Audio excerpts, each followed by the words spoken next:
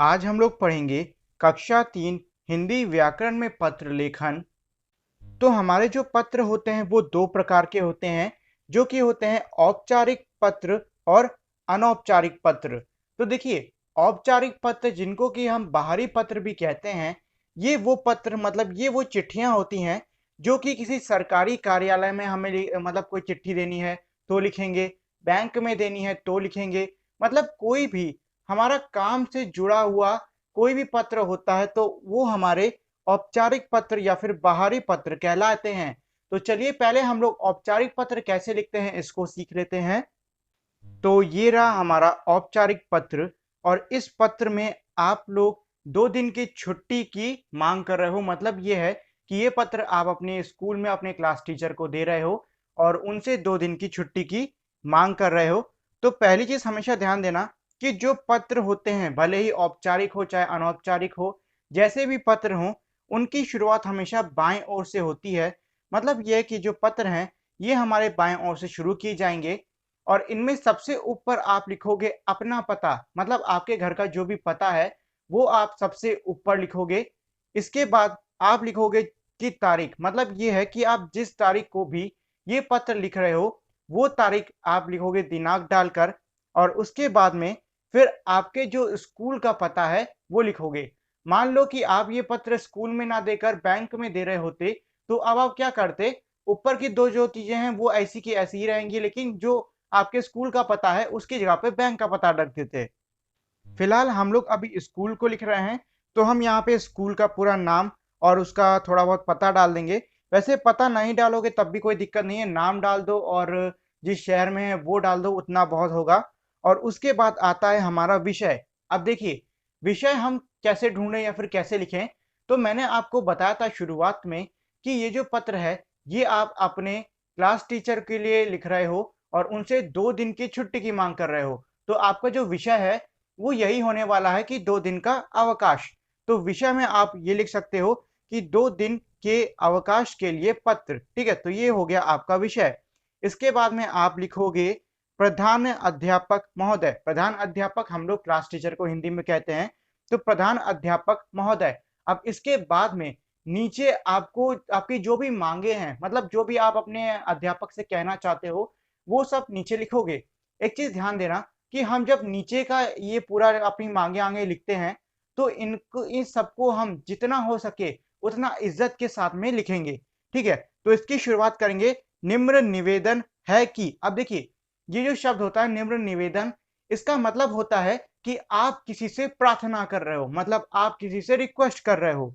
निम्न निवेदन है कि मैं कक्षा 3 का छात्र हूँ, मुझे कल से तेज बुखार है, अतः मैं आपकी जो भी आपको जिस तारीख से छुट्टी लेनी है वो तारीख डाल दो। मान लो आपको 10 तारीख से छुट्टी लेनी है तो ये डाल दो कि 10 मार्च 2021 से 12 मार्च 2021 तक विद्यालय नहीं आ पाऊंगा, कृपया कर मुझे 2 दिन का अवकाश देने का कष्ट करें।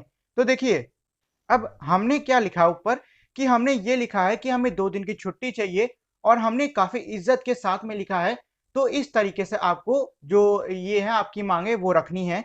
और इसके लिखने के बाद में अब आप क्या करोगे कि नीचे की तरफ बाएं ओर की तरफ ही आप लिखोगे धन्यवाद, मतलब पत्र जिसके लिए लिख रहे हो उसके लिए लिख रहे हो धन्यवाद।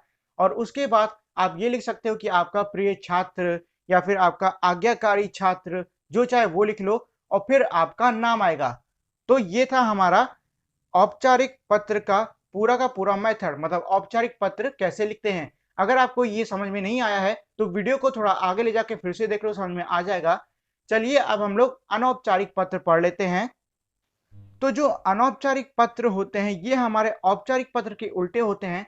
मतलब ये है कि औपचारिक पत्र हम लोग स्कूल, विद्यालय, हॉस्पिटल या फिर बैंक ऐसी जगहों पे देते थे, लेकिन जो अनौपचारिक पत्र हैं ये हम लोग अपने रिश्तेदारों, अपने दोस्तों, मतलब ये है कि जो हमारे रिलेशन में आते हैं, हमारे आसपास के लोग हैं उनको देते हैं। तो ये हमारे अनौपचारिक पत्र होते हैं जिनको कि हम घरेलू पत्र भी कहते हैं। घरेलू का मतलब घर के।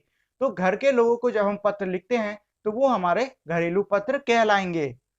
और ये जो घरेलू है इसमें आपके रिश्तेदार, दोस्त ये सब भी आएंगे। तो चलिए अब हम लोग घरेलू पत्र कैसे लिखते हैं ये सीख लेते हैं। तो ये जो अगला पत्र है ये आप अपनी माँ को मतलब आपकी माताजी हैं उनको लिख रहे हो। वो इसलिए लिख रहे हो क्योंकि आपकी माताजी काफ़ी समय से घर नहीं आई, मतलब वो कहीं गई थी घूमने के लिए, जैसे गाँव-वाँव गई थी और वो घर नहीं लौटी हैं, तो आप घर बुलाने के लिए उनको ये पत्र लिख रहे हो।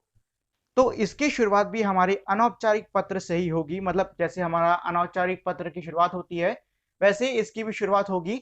मतलब सबसे ऊपर आपका पता, मतलब आपके घर का जो भी पता है, आप वो डालोगे। जिस तारीख को पत्र लिख रहे हो, वो तारीख की दिनांक डालोगे। अब देखिए, इसमें एक बदलाव ये है कि हम औपचारिक पत्र में क्या लिखते थे कि आपका पता, दिनांक और आपका स्कूल या फिर बैंक का पता।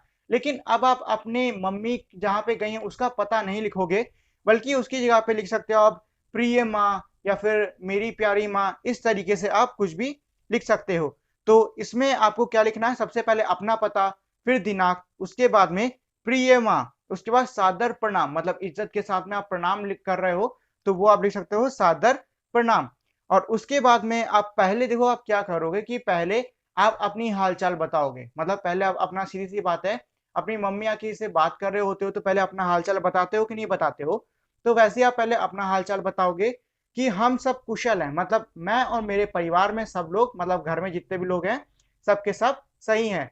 आशा है आप भी कुशल होंगे। मतलब ये है कि मुझे पूरी उम्मीद है कि जिस तरीके से हम लोग अच्छे हैं, वैसे आप भी अच्छी होंगी। माताजी या फिर माँ या फिर मम्मी जो भी लिखना है वो यहाँ पे लिख देना। आपने कहा था कि आप जल्द ही गाँव से वापस आ जाओगी। मतलब ये है कि आप कह रहे हो कि आपकी मम्मी ने आपसे बोला था कि आप जल्दी वापस आ जाओगी। आज मार्च शुरू हो गई है, मतलब अब जो है मार्च शुरू हो चुका है। मार्च का 3 तारीख हो गई है, 3 या 10 तारीख हो गई है और फरवरी हमारा पूरा जो महीना है वो बीत गया था। आपने कहा था कि आप फरवरी में आ जाओगे लेकिन नहीं आए। मतलब ये है कि अब आप पूछोगे कि आप कब तक आने वाले हो?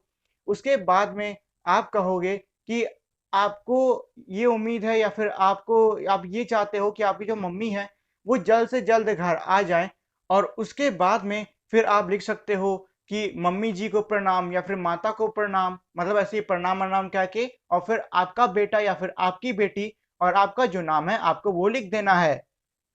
तो ये तो थे हमारे मेथड औपचारिक और अनौपचारिक पत्र को लिखने का। अब देखिए, मैंने दोनों ही पत्रों को आसान से आसान भाषा में समझाने की पूरी कोशिश करी है। अगर आपको ये पत्र समझ में नहीं आए, तो आप मुझे कमेंट कर देना, मैं आपका फिर से एक वीडियो अलग से बना के दे दूँगा और उसमें मैं आपको और डिटेल से कैसे पत्र लिखते हैं, ये सिखा दूँगा। तो आज की क्लास के लिए इतना ही और अगर आप लोगों ने अब तक मेरी इस वीडियो को लाइक और शेयर नहीं किया है, तो इस वीडियो को लाइक और शेयर कर दें। साथ ही में मेरे चैनल को सब्सक्राइब करके बेल आइकन भी दबा दें, जिससे कि आपको मेरे चैनल के सारे अपडेट सबसे पहले मिल सकें। और अगर आपको मेरी किसी भी वीडियो को लेकर कोई भी सवाल होता है, तो उसको आप मुझे कमेंट सेक्शन में लिखकर पूछ सकते हो। तो अब हम लोग मिलेंगे हमारी अगली वीडियो में, तब तक के लिए नमस्कार।